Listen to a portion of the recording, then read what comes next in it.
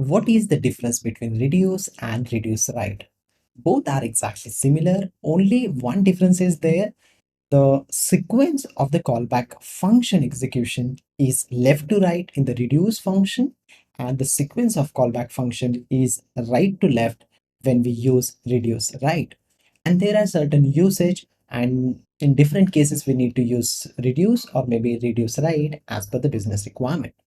Let's try to see how it works.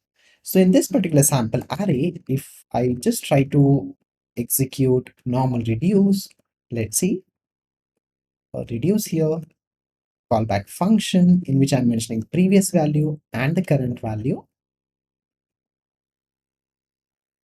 will simply return previous plus current value, and the initial value I'm giving 0.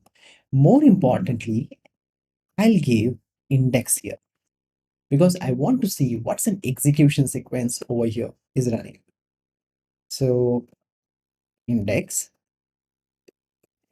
let's print the outcome. Okay, let's see the output now. So it's 0, 1, 2, 3, 4. It means it's coming left to right, coming to our array sequence. If I use the same with reduce right,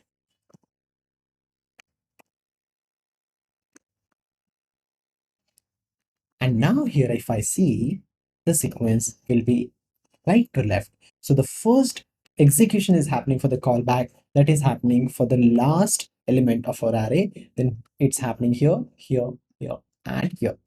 So this is how it's coming right to left. So when it could be useful and when it will create the differences. Let's say we are just calculating the summation here. Now we don't want to calculate the summation. We want to perform the multiplication maybe, or maybe subtraction, or maybe any other business logic. So it create a difference when we do left to right or right to left. And that's the reason both variations are available with JavaScript that you can use as per your business logic. So this is how the reduce and reduce right works in JavaScript.